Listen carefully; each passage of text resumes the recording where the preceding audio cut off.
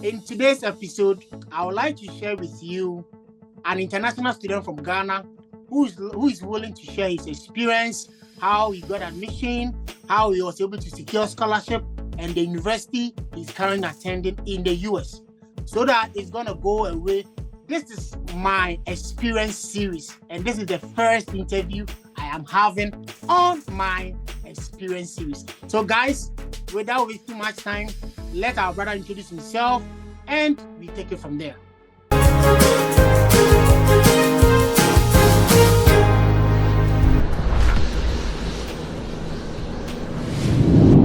So welcome to my show. Yeah, thank you very much. And the university you're going and the program that you're doing here in the US.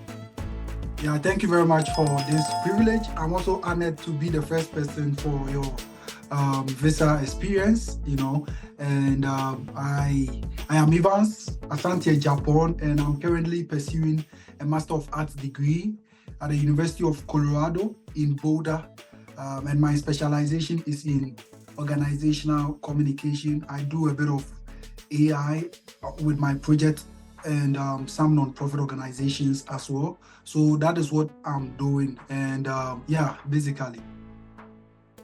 Thank you. So I think I posted a flyer on my community that University of Colorado Boulder is waiving application fee. I don't know if you are aware of that. Yeah. I saw that. So guys, go and check it out. University of Colorado Boulder is waiving application fee for international students. So guys, check it out and submit your application. No application fee, and it's test optional. So take advantage of the application fee and submit your application as soon as possible, so that you'll be considered for scholarships. So without wasting much time, bro, Evans, can you tell us your journey, how you started from Ghana and your application process, how you're able to apply to schools, the journey, how you send code emails, if you're able to secure any assistantship, or how you're able to secure all your needed scholarships?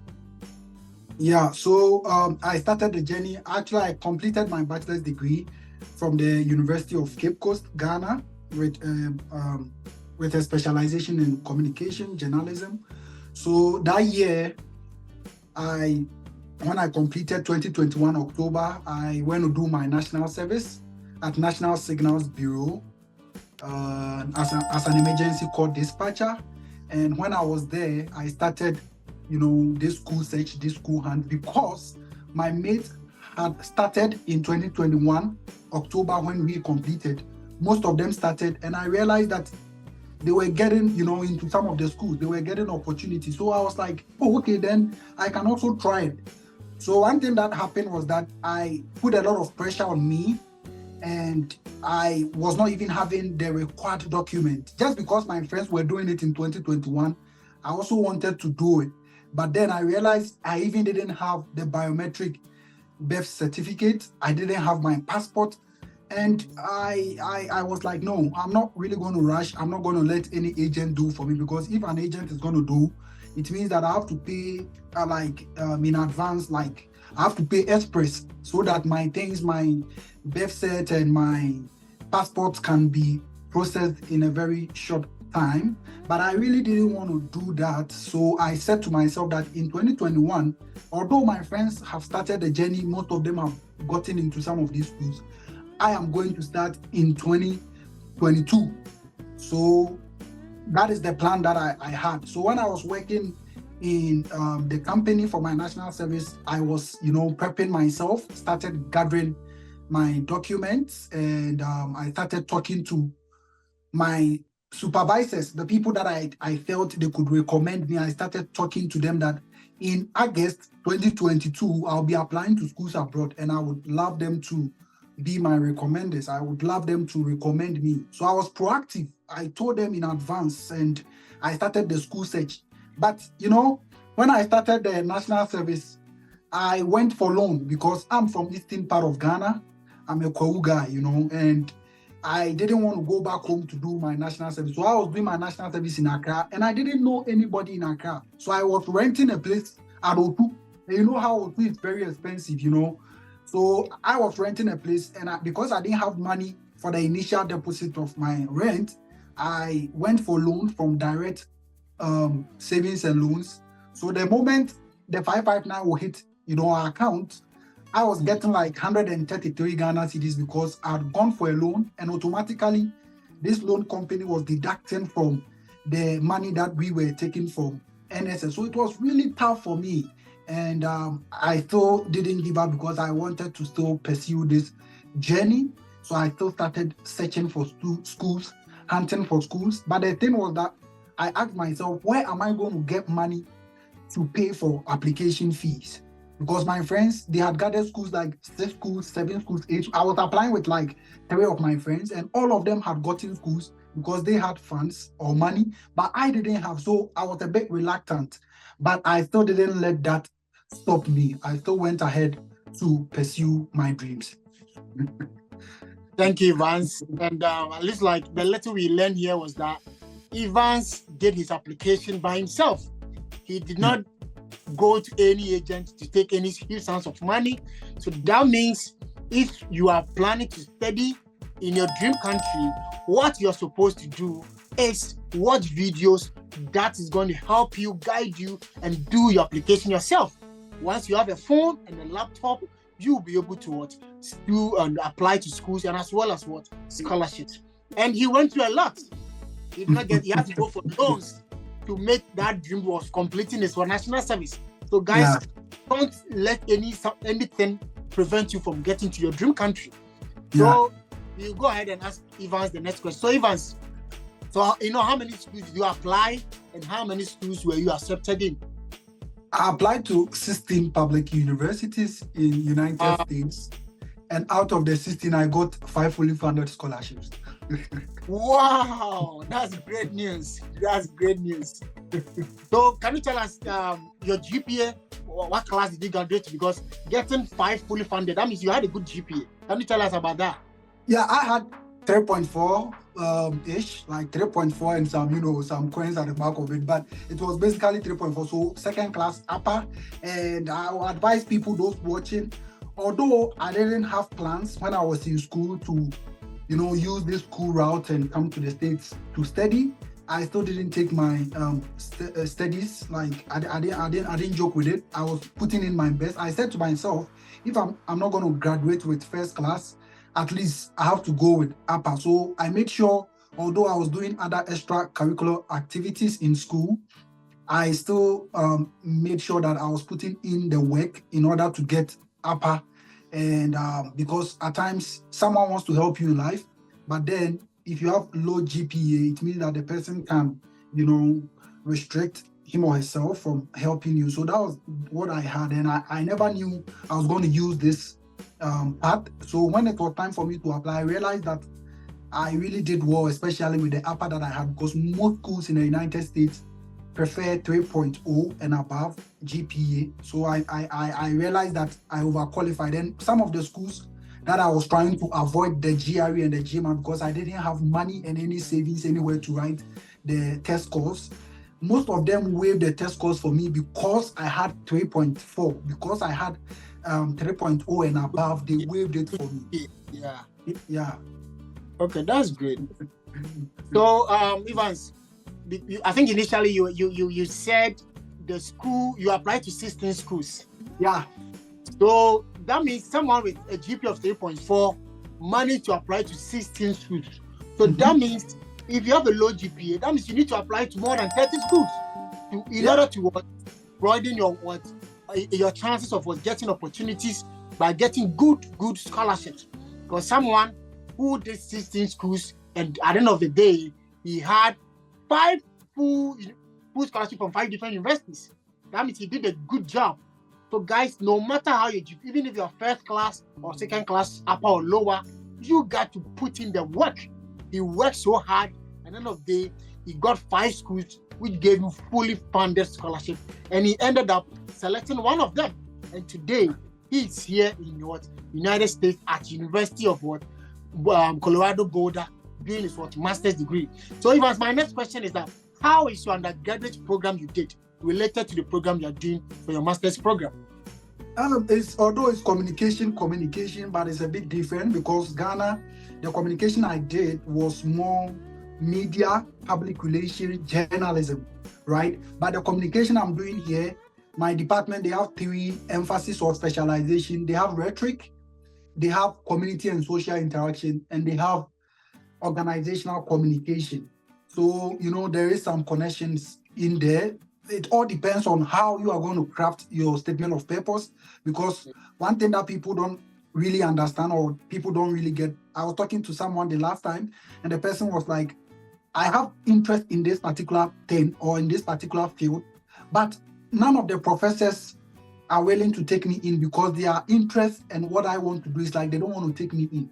And I'm like, you don't come searching for a school with your interest and you realize that your interest actually differs from what the school is pursuing.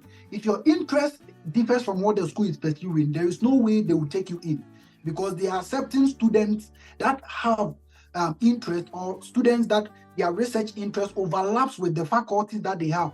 So if you are coming, you think that maybe you have interest in AI, you have interest in algorithms, you have interest in data analytics, yet the department you are going to, none of the faculties or none of the professors are doing research in that field, it means they are not going to take you in.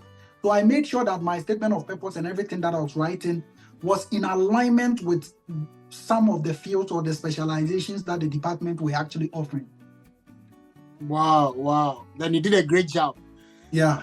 So can you also tell us about sending code emails to professors? Because it looks like one of the challenge most students are facing is sending code emails. Most of the students will be like, they send code emails to professors and they are not responding. So were you able to send code emails, and how was the responses that you were getting, and how were you able to secure those fully funded scholarships? Yeah, code emails, like very strategic. You can't take it out of the school process or the school journey. I always tell people that you never know what will get you the scholarship. You never what will get you into the school. I came here into this school because of my code emails, and I really don't talk about it. And like I got into this school because of the code email that I sent to the director of graduate studies, because they were giving free application waiver for 1 month. And because I was applying to a lot of schools, I delayed. So I applied on the very last day, the deadline if let's say the deadline was on Tuesday, I sent the application on that day. And when I sent it, they reached out to me and they told me that the money that they allocated for, that kind of waiver is finished. So it means that all the work and the recommendation letters that I struggled to get was going to be null and void. It was going to be vain. It was going to be in vain. And the way I struggled with that kind of application, I also didn't want it to, be relegated in a mud. So I was like, no, I'm not going to agree. So what I did was that conversation that I was having was with the international admissions. So now I left them and went to my department specific, searched for the director of graduate studies, his email, and sent him an email, a code email. The subject always should be prospective graduate student or prospective international student. So I just wrote it. My name is Evans. I completed this. I've done this. My research interest is in this. I'm applying to your school with a free waiver, but then I've been rejected because they said that the money that they allocated for such students is actually finished. So is there anything you can do? Then he told me that I should write a 1-paragraph statement indicating why I want to be in their department and why I want to be in their program. After I wrote that, paragraph, I just went to my statement of purpose and copied that aspect, because that aspect I had it in my statement of purpose, why I was applying to the school. So I just copied it and I told him, because of this professor's interest, I made a research about him, and his research interest in this publication that he made really stood out to me. So how I wrote it, it was very personal. So when he saw it, he was like, this is really amazing, and I'll be part of the admissions committee. So when he told me what I wrote was amazing and he'll be part of the admissions committee, I knew that I was going to get a positive response when they start issuing out decisions. So I can say categorically or emphatically that I got into University of Colorado Boulder because of my code emails. Not to say that my other documents or the qualifications didn't count, but the code emails that I did or I put in place actually worked for me. So that was what I was doing with the other schools. When I started January 2022, I started sending code emails. I'll just go into the school department website, look out for 2 or 3 professors whose research interests align with mine. I'll shoot them a code email. At times, some of them will answer. At times, some of them will not answer. I was not still. That didn't stop me because I already put at the back of my mindset that the emails that I'm sending, I'm going to get a no. So anytime I get no, I was not moved because I'm like, I really don't care if you reject me. But then if you answer me or you give me a yes or you are able to respond, then I know that, okay, I'm doing something great. So that was what I was doing, sending code emails back to back to all these schools. It was very tedious because at times you have to schedule and make sure that the time difference is a time that they are in school and they are very active because they receive tons of emails that at times they don't get opportunity to look at everything. So I was making sure that I was sending the emails times that they could actually have a look at it. Some rejected, some too came back with feedbacks that were very positive. Some too, they responded, but the feedbacks weren't so positive. And one thing that helped me with the code emails was the fact that some of them even opted to look at my statement of purpose and review for me. And all those schools, I got fully funded into them because I was able to build a rapport with them to the extent that I was able to tell them that, Professor ABC, I've written my statement of purpose and I wish you could get some time to go over it for me.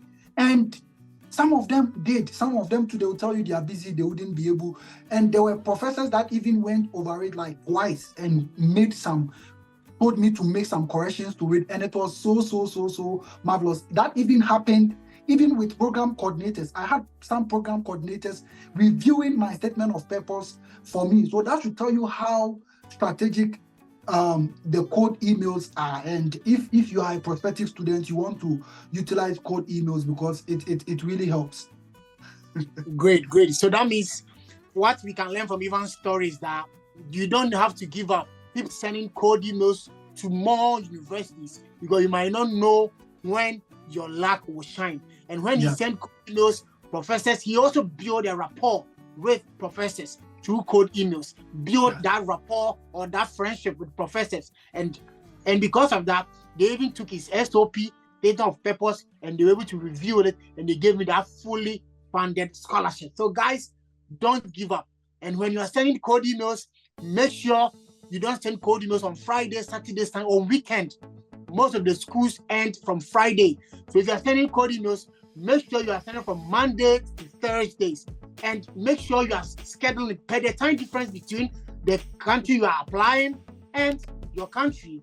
You schedule it, go on Google, you are sending code. If you don't watch my previous video on how to send code emails, I'm going to pin it up here. It's going to help you and explain practicality of what I'm saying. So Ivan, the next question is that even before that, there's a lot of misconception like about the code email. Even the time that you said, like during the weekends, there are some people that disagree with that. But I feel even if you are, let's say, in your home country and you are applying to a company, are you going to send the company your CV and your credentials on a weekend? You're not going to do that.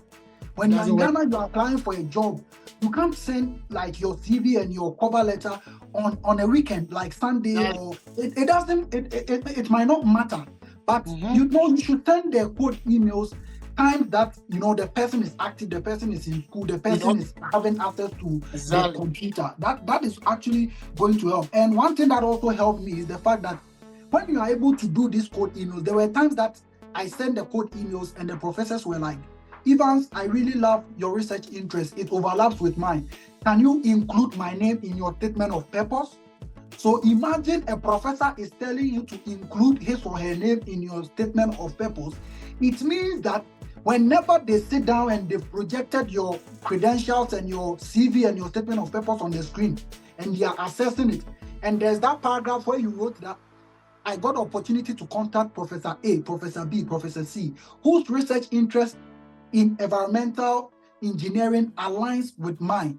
And upon reaching out to them, they told me to put their name in my statement of purpose because they are willing to take me in, and also me to also be under their tutelage or supervision when I come. Imagine if the committee, the admission committee, see this in your statement of purpose. They are really going to give you the offer because they know that you've done your research. You didn't just get up, just went there to just, give them, anything like that. And one thing that you also have to know is that not every school would love you to send code emails. Not every school would love you to include professor's name in your statement of purpose. A school like Illinois State University, when I was applying to the communications department, they told me that I shouldn't reach out to anybody and I shouldn't include anybody's name in my statement of purpose. So I did that religiously. And when it came, I had a fully funded scholarship there. Make sure you are following the eligibilities and the requirements. Some schools, they are not going to ask. They will not tell you whether to add or not. So if the school is not stating it, if the school doesn't have it on their website, still include it. But some schools too, they will state it categorically. Some of them, they will even bolden it. They will highlight it, that it is advisable for you to reach out to professors, especially those in the STEM, engineering, sciences. They will tell you that secure a supervisor first, especially if you are coming for a PhD. They will tell you that secure a supervisor first, and when the supervisor agrees to work with you, then you can continue with your application. So always make sure you are checking the department website, the school's website, to know what they are requesting for. If they are requesting for it, you do it. If they are not requesting for it, you still do it. But then if they say they don't want it, you do what they say. Great. Thank you, Evans, for the vivid explanation of code emails and how code emails works. It looks like most students have challenges with the code emails, and thank you so much for explaining vividly on how code emails are sent and how they're going to get their responses. So the next question I want to ask is that when your admission letter came, did it come with the full scholarship, or after you got a partial and after the admission you send code emails to international admissions, graduate admissions, or to even professors in your department for them to give you additional funding for you to become fully funded? Can you explain that part to us? Okay, yeah. So what I was doing was that I was very strategic with the kind of schools that I was applying to. I applied to 3 schools that I knew that the moment I get admission, I've gotten funding. There are some schools like that. The moment you get admission, you get funding. That is what we call automatic funding. But there are some schools you have to apply separately for the assistantship, or you have to apply separately for the scholarship. So I merged them. So there are some schools like University of Maine, my school, for instance, my current school, Colorado, and I think Utah State. Those were schools that I knew that the moment I get admission, I think I did also Clemson. So the moment I get admission, I knew that I was funded. So that was the strategy or the steps that I used.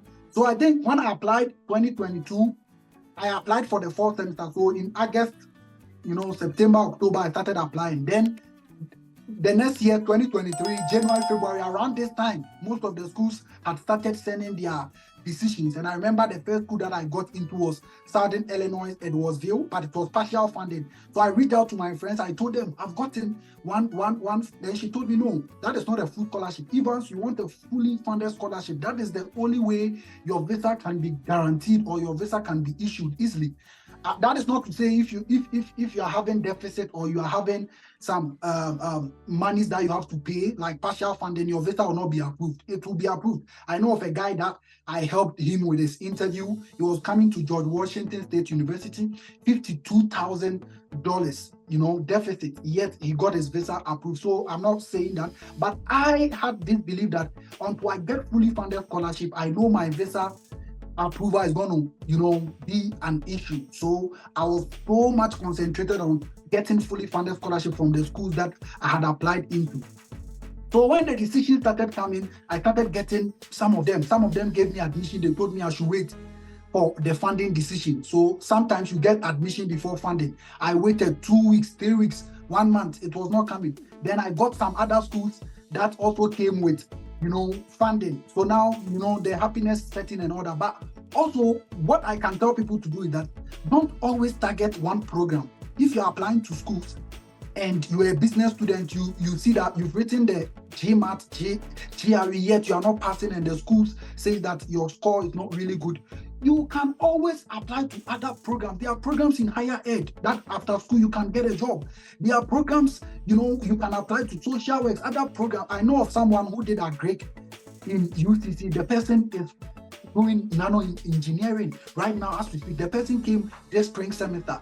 So don't limit yourself or put yourself in one box. Always explore other options. That is what I did.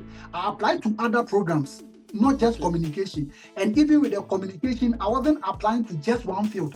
There are a lot of specializations in communication. We have health communication, public relations, interpersonal communication, rhetoric. So I didn't center my statement of purpose on one. I wrote about 6 different statements of purpose for these different specializations because I wanted to, expand my tentacles, so that I could tentacles, so that I could really, fit into whatever thing that they were looking for. So that is what I did. And when the school started coming, in all, I realized that, okay, I got 5 fully funded, and now selecting the one that I was supposed to go to became a problem. Great.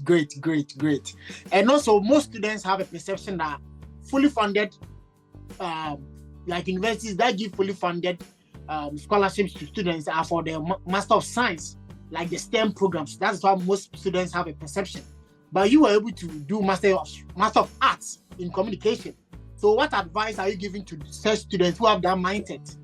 And can you also tell universities that gave you the fully funded scholarship? Can you name those universities that gave you that fully funded scholarships? Yeah, thank you very much. And I believe it's all about research. It's all about, weighing your strengths and your weaknesses, the SWOT analysis, strength, weaknesses, opportunities, threats. You have to put all these things on the table. Analyze things, Don't just do things anyhow. That was what I was doing. So when I got all these schools, first, I got Northern Illinois University, fully funded, Utah State University, fully funded, University of Colorado Boulder, fully funded. I got Northern Iowa State University, fully funded. And the last school that I got into was the last school, the school yeah, so Illinois. And the last school I got into was Illinois State University. So 2 Illinois, like 2 schools in the same state. One Northern Illinois and one Illinois State University. And so it was really fantastic and very marvelous. But I think that one thing that I did was that because I didn't have money to write a GMAT, GRE, I was looking out for schools that were waiving it. Because I didn't have money to do the WES evaluation, the transcript evaluation, I was looking out for schools that were waiving it. So that is what I tell people to, if you don't have money like I didn't have, real husband in Accra also, I was making sure that the schools that I was applying to waived these things for me. Some of them too, it was a requirement. But because I had upper, they were waiving it for me. So I always tell people that if you have the money, write it, because it always, sets you apart. It always puts you ahead of the application process, because not everyone will have money to write. But if you have money and you write it, it means that it makes you very strong. You have strong, application package. But if you don't have the money to, there are schools that are waiving it. When the COVID came, like the pandemic, they waived those things because they realized that, to access some of those things were not going to be easy. And as it stands, although COVID is not really vibrant in the system, they are still waiving the test scores and the GRE and the WES evaluation. So you can always, all the 16 schools that I applied to, none of them requested for my transcript evaluation, my GRE, GMAT. All of them, I made sure they were waiving it. If the school was not waiving it, I will make sure that I don't apply to it. And one thing that I was doing was that I will go to a particular school's website and they will write GRE required.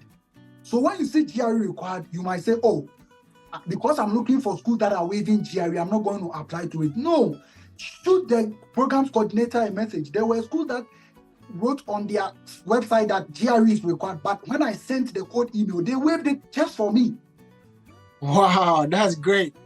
And there were schools that were taking application fees, but when I reached out to them, they waived the application just for me, only me, and people didn't know. And I kept it to myself and I applied to those schools coded. So that was what I was doing. The code emails, I took this like a full-time job. Whenever I go to work, I had night shift and morning shift. When I go night shift and we are doing night service. At times I'll just, sneak out, go upstairs and be typing, between the code emails and stuff in the evening, at night, at dawn, when people were sleeping, I was putting in all the work. Great. So guys, if you're applying to schools, you got to put in all the work. You don't have to relax, put in the work. And if you do that, it's going to go a way forward for you to get that needed scholarship, fully funded scholarship. All things are possible. Just believe in yourself and know that all things are possible. So guys, right now most students have the admissions out. Some are having partial scholarship, some are having full scholarship, and they are preparing. Some of them are filling their DS-160, they are trying to get appointments for their interview. So can you share with us your experience at the US Embassy and how your visa was approved, so that those who are preparing for their interview will get motivated, and so that when they also go, they can get their visa approved? Yeah, let me make it very short. So when I got my I-20 from the school, University of Colorado, they didn't ask for my bank statement before issuing the I-20 because it was a fully funded scholarship. I think I had 52,000 scholarship offer, and they took everything. There was no deficit. They took everything. So I was not even supposed to go to the embassy with my bank statement. Now, let me tell those that are watching who are having partial funds. If you're having a partial fund, reach out to the program coordinator. Tell them that getting a visa in your country with partial funding is difficult. If they can top up for you. I know of a guy who did that. The school topped up his funding for him, and he went for his visa and got it. Don't assume. Every time, don't assume. Just shoot them. It is their job. It is their responsibility. They will answer you, especially the program coordinators, the program advisors, the program director of graduate studies. Just shoot them an email. You never know. Are you getting it? So that was what I was doing. When I got my I-20, I made sure that I applied for my visa very early. So I think I got my I-20 around March. And March, because I knew date hunting was going to be difficult, the moment I went to pay my MRV fee at GT Bank, I used that to start searching for date. I paid my service fee, I think, 2 weeks before my visa interview date. So when I paid the MRV fee, the receipt I got, I just went on to sign up onto the DS-160 form and started filling my details. And I used that code that I got from these two processes to start hunting and searching for dates. So I remember the first date I got was in August, which I really didn't like because I was supposed to be in school 15th August and I got a date in August. So I rescheduled, and what I mean by rescheduling was that I was not sleeping because you have to be on the internet to be searching for dates. The embassy always releases some dates, and when you're online, that is when you get access. I was joining WhatsApp groups, and we were scheduling ourselves, putting ourselves on some time schedule. So if this is your time, you go onto the website, you go and check, you come and tell us the available slots. So that was what I was not sleeping. It was really tough for me. So that was what I was doing. I got the first date, then the second date I rescheduled in July. So I think I went for my interview in 20th July. Yeah. So I rescheduled twice. That is the first one and the second one, and that was all. And I was preparing. So I had 4 months to prepare because I got that date somewhere in March. You can imagine 4 to 5 months to prepare. Now come and see. I made sure that I wrote all the questions. I had about 30 interview questions in a PowerPoint form. So I was eating and sleeping with those questions. I made it in a way that when I'm asleep, you wake me up, I'll be able to tell you. I was doing it in a way that it wouldn't sound like I was memorizing it, because these visa officers have been trained like psychologists, and they know it when you are lying, they know it when you are not looking into their face, they know it when you are fidgeting and making some body movement. So I was, learning it, memorizing it in a way that I will own it to become my own. And I was doing this mock session. At times, I wouldn't be interviewed, but I'll look at the format and the way, the style that people were answering their questions. And by the time it was, July for me to go, there was a whole lot of pressure on me, because I went to church to tell them that I've gotten a fully funded scholarship. And, anytime I go to church, my church people were asking me, is the plane gone? Has the plane left you? So it was a whole lot of pressure on me. But then, because I knew I had a fully funded scholarship, I was not really perturbed, because I knew my visa 99.9% was going to be approved. So I got there that day. I was going with my friend. He's also in University of Maine. I'll link him up so that you interview him as well. So he came to stay with me because I was staying at Osu. From Osu to the embassy cantonment is just like 15 to 20 minutes walk. So I walked with my friend to the embassy very early, made sure my documents, everything were ready, checked in and went. And when it was time for me to go to the VO, I just went and there was this VO there, and she asked me, "Can you pass me your I-20?" I passed my I-20. Now, those watching, if you go to the embassy and they don't ask you for anything, don't try providing anything. Good. If they don't ask you for anything, don't try to be in hesitation. Like don't be in hesitation to give them certain documents. Other than that, when they see you are desperate, they will just suspect that it's like you forged something on your documents and not do what they say. And one of the things that also helped me was that some people told me that when they ask you your first question and you answer in a very detailed manner and they don't stop you, it means that continue with that same format. Continue with that same flow. But when they ask you the question and you are trying to prolong it, they ask you the question, you are trying to make it long, and they stop you and they bring in a second question, it means that the VO doesn't want long answers. They don't want detailed answers. Give them short answers. So that was what I was actually doing. When I went, she asked me, pass me your I-20. Oh, Evans, I can see you are going to University of Colorado Boulder. And I said, yes, I'm going to University of Colorado. I'm going to the University of Colorado Boulder to pursue a Master of Arts degree in environmental communication.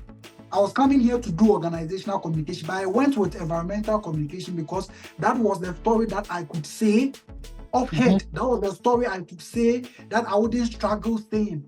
So I just told her that I'm coming here to do environmental. Then when I said that, she asked me a question that I never prepared for. So when I said that, then she asked me, what is environmental communication? All the 30 interview questions that I prepared for, I never added that. And she asked me. So all of a sudden, there was burden on me. All of a sudden, I felt pressure. All of a sudden, I felt heat. I was sweating. And I began to, fidget. But something just, told me, hey, you can't lose this visa. The things that you've gone through, you've used almost 1 year to be preparing for this. And just 1 minute, you want to be denied? No, don't agree. Not grieve for anybody, not even yourself. You don't even have to grieve for yourself. Exactly. So when I was there so when she asked me, and these people, they don't waste time. So you have to be fast with whatever you are saying. So I said, environmental communication is natural. I was deviating from the question. Then when I realized I was deviating, then I linked that into, why the school, why US? I linked it to such questions. So I was like, okay, so I also chose environmental communication because I made a research into this specific school and I realized that this particular professor and this particular professor's research interest in this field aligns with my interest. And I believe that when I'm given this opportunity, I'll be able to do great because I got opportunity to contact them and they are willing to work with me. I also got a graduate teaching assistantship. And I believe that the assistantship will give me the requisite and the relevant skills to come back to Ghana to be an assistant lecturer, to come and take an assistant lectureship role at where I am currently working as a teaching assistant. I didn't stop there. Then I told her that illegal mining too has become a thing. It has become very prevalent in our society.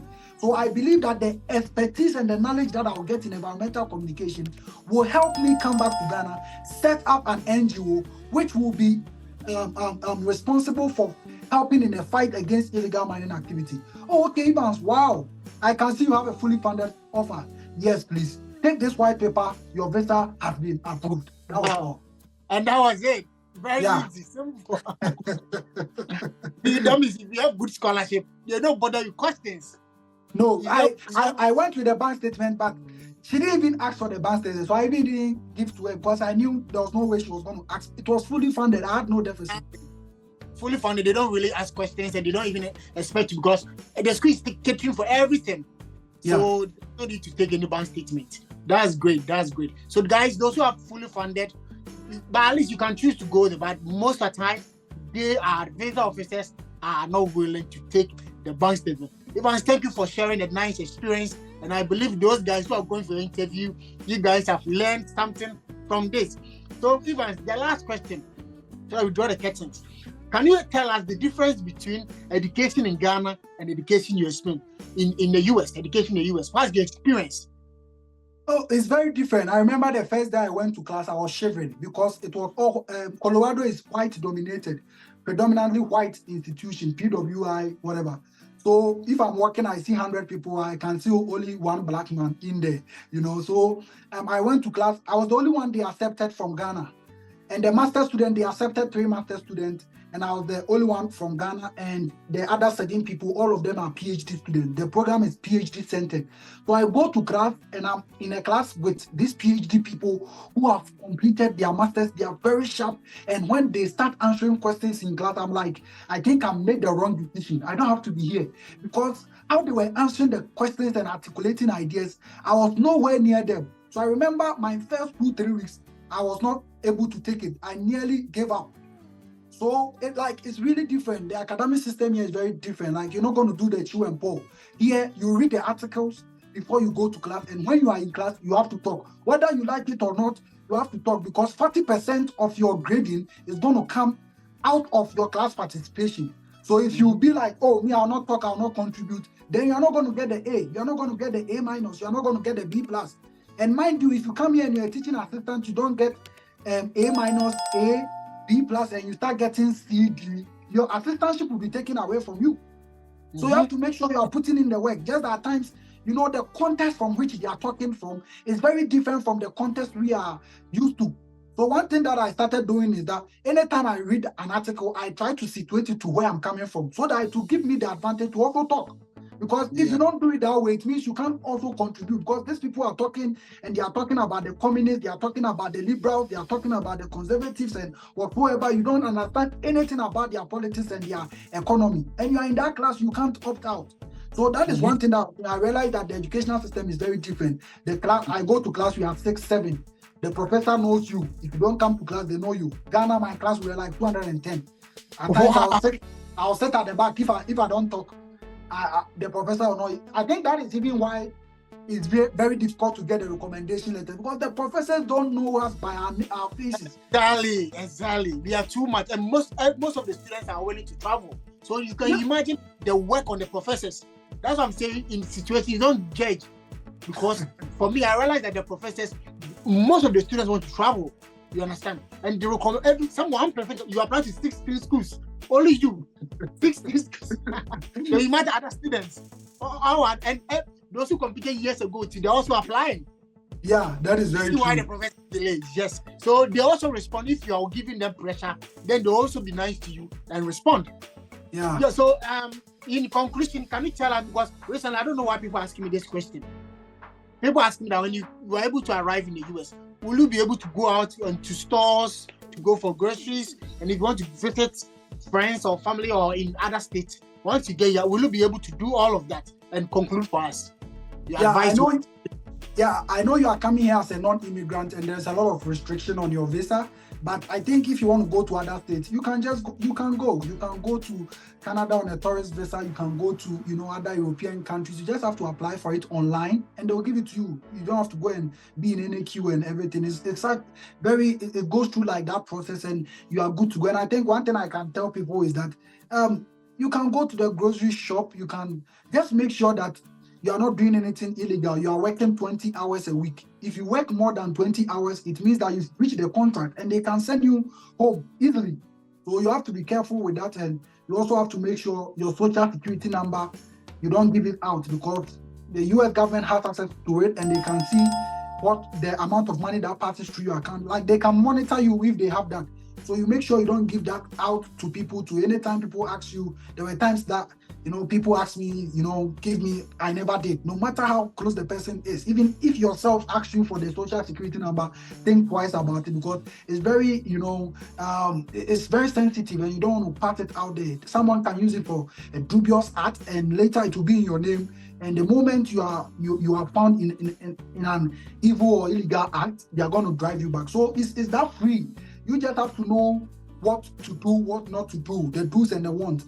I always say, you are leaving Ghana, you are coming here. It is totally different. The cultural setting is different. When you are going out with someone and the person tells you, when let's say you want to go out, like, you know, to play football or something, and the person tells you, I'm down. If the person tells you I'm down, it means the person will go. It means the person has agreed to go with you. But if you don't know, you think that because the person said he or she is down, it means it's a no. No. So you have to learn all those things, like, you know, how to pronounce certain things, because you're going to realize that even the pronunciations that we've been pronouncing, like some of the English words, are very different. And when you don't adjust yourself, you don't, you know, become very attentive, you find it difficult. There are times I talk to people and they're like, I didn't come again. Every time when I came, like last year, I was struggling. I talk to people and it's like they don't hear what I'm saying. And I'm like, oh my God, what is happening? But it's not my fault, because I'm talking with a Tree accent, you know, and they find it difficult to understand. You two, they talk and you also find it difficult. At times you are in class, they say something, they are laughing and you're also laughing. Meanwhile, you didn't hear what they said. It's true. So it's very different, but you just have to make up your mind. The struggles you went through back home, if you're able to do things on your own, then you can do it here. That's why I entreat people, try and do these things on your own. Even if an agent is doing for you, make sure you are following the processes, the steps. Because if you don't, and they miss something in your DS-160, you go, they ask you, what is your mom's name? You say, my mom's name is Esther Drua. And they are checking on your DS-160, your mom's name is Esther Korte. It means that they are going to reject you because there is a contradiction in the information that you provided. So if you are going to use an agent, make sure you are following every processes that they are going through. And if you are doing it on your own, then it means that you will be able to stand some of the pressures that are here when you come. We are in winter and it's snowing back and forth. And it's not easy. At times, seasonal depression, you are home alone and nothing is happening. You no friends. It's not like Ghana. The last time I was cooking, my salt got finished and I was really, you know, perturbed, because if it was Ghana, I would just go to the next neighbor and ask for salt. But here you can't go and knock at somebody's door and ask for salt. So the educational system here is perfect. Your professors have time for you. They are very lively. They want you to succeed. They want you to progress. So just make sure you are utilizing the office hours. If you don't understand anything, go to them. They will make sure that they are helping you, and you know, you'll be good. Great, Evans. Thank you so much for your time and making up when I called you. And guys, Evans also have a channel, and he has a lot of people sharing their experience. Sometimes you need to watch experiences so that you can be able to pass through the journey successfully. So I'll let Evans tell us this channel and tell my viewers to subscribe and go there and learn something new. Evans, can you tell us your channel's name and tell us your channel? Yeah, so my channel's name is Evagas Online. Evagas is just my initials, Evans Asante Japan. So EVAGAS, Evagas Online on YouTube and Evagas TV on Facebook. I post a lot of opportunities there, so you can follow, and you know, you can also use the free tips that I give and come here the next year or even this year. Great. Thanks. So guys, Evagas Online, go and check it out on YouTube and Facebook, and subscribe, like his Facebook post, and make sure you are following every subscribe, so anytime you post a video, you're going to be notified. So guys, thank you so much for your time and sharing. If you guys are interested in more of the experience series, let me see in the comment section if this is something that you guys want. Then I'll also try and talk to a lot of friends who are here in the US, share their experience with you, so that you guys will learn a lot from it. So guys, if you are new here, like this video, comment and subscribe, and let's grow together. And subscribe to Ivan's channel as well, and let's all support each other. If you come to the US and you're experienced, you want to start a YouTube and bless many people. We are trying to get together and push and let more African or international students study here in the US. So guys, thank you for watching this video. I am going to see you in my next video. Thank you. Bye-bye.